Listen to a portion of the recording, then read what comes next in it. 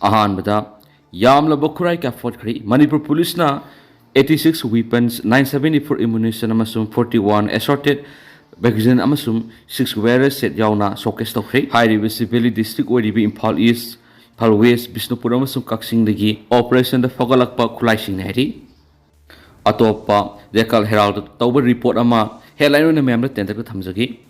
Modi government bill Nipan table to Gudurina. Monsoon session Shida, Manipur President rule extending Taunavagi proposed to Wanabu from Yauna report directly.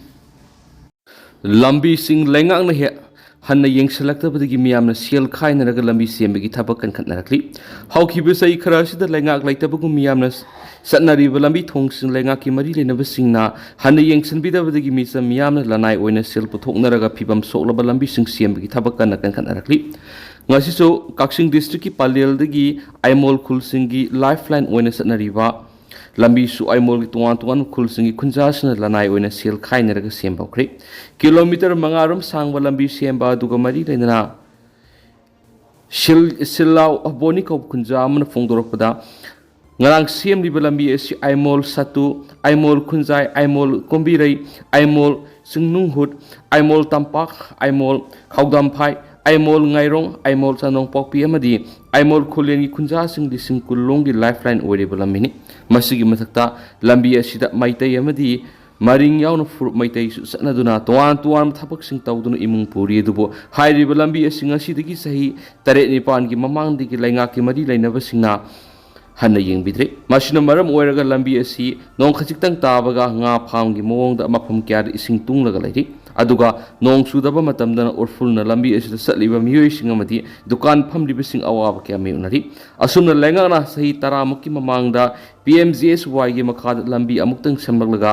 amuhana samlaktabadagi aimol miyamna thengnariba tuan ba awaba kaya si yenglaga khunjasna lengaktagi mateng amati yaudana ngamjaba sinkhainarga JCB tractor amadi tata dimpor singwai raga lambi semani loinana ngasi khunjasna lengaki mateng yaudana lambi semliba sidi koilas thaba ngamgadaba nati maramasna lengaki makedigi lambi asi wathuba matamda matam sunaba mong semga sagat piwaiki panam pausegi editorial pifam thokpa senpham sing pithoksi say any helaba Manipur gi lan gi irasina steras ta khundaminari ba furukang lukudimak irasiki saithing phangminari ibc lamdamasigi miyamna ikhang na khangnari dubo irasina hakthingna ka hena kham thengna wahalibasidi mitay amadi kuki gi relief camp da lairiba maraibak thiraba miyamni hauju steras da lairiba mitay amadi kuki gi miyoising awaba khangnari basing sida isam samna hingjaba kuki sing gi miyoising awaba mayuknarabasu lana sibu hauna thorang toraga mitay sing tauge khana aran ba toriba kuki lamen tuhen ba singi dagi maphamna kuki misam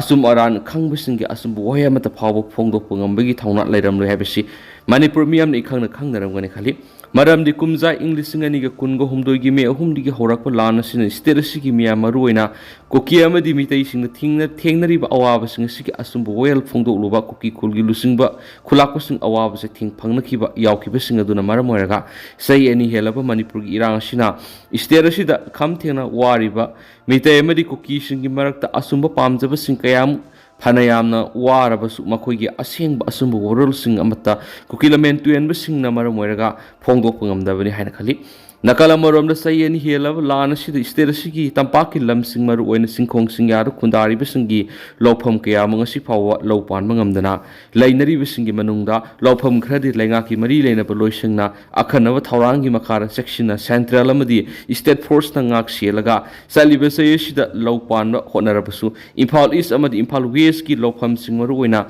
lamlai kendra amadi sekmai kendra ki lawpham kaya mangasi phawa lawpan mangamdana lainari haina leibak miyamna phongdoknarakliba sigi manungda sekmai kendra ki manungsina leiba chenjam sirangi lawpari samri rom law uba ngamdana leibisingi maraktagi lawmi kharana pienaba phongdoknarakpagi manungda laingakna law panma ngamdaba lawmi singda piba compensation senpham amatu oina phawba pibidabagi wafam sing phongdoknarakliba simakti sterasigi oina yamna leibak thibani haina lawbi hai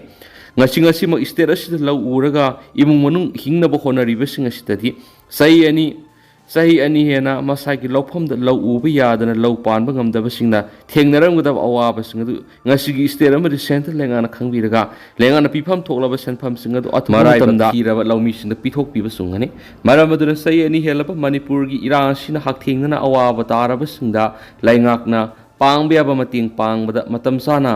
maram chaba singna pifam thoklaba senpham sing pithok pinaba ahenba miyeng sangbiraga loinana law panba yadana leiriba lawpham kudimak lengana akhanaba thorang pekhalaga saliba sahi asida law panba ngamhaliba asida watliba sing punamak singsu mapung phana law panba yanaba honaba loinana pifam tokpa senpham sing amadi sithadana pithoknaba khona haningi PM Modi bu thagatpham thoi haiba Kiren Rijiju gi wafam Congress na yakidri awano puklam namda ahen mamiyeng thamduna paikhaliba sako thorang kya si yenglaga Prime Minister Narendra Modi bu awano pokki miyamna thagatpham thoi haina Union Minister Kiren Rijiju na phongdoki bu wafam AICC gi Minority Department gi National Coordinator su oriba North East Incharge Rajesh Kumar Sethi na kana yakidri haukiba numaiju numita Nagaland gi Dimapur da pangtokpa Rosgar Mela da Union Parliamentary Affairs Minister Kiren Rijiju na Prime Minister Narendra Modi na awang nupokki lamdam gi sako thorang kya pekhatpaga iroinana lamdam asungi miyam bu thabak kya piri haina singthar aduna awang nupok lamdam gi miyam na PM Modi bu thagatpham thoi haina phongdokibane Rosgar Mela da video conferencing ki kuthangna mafam nifu gu tereta Prime Minister Narendra Modi na job letter lishing yang khigi matu yentokibane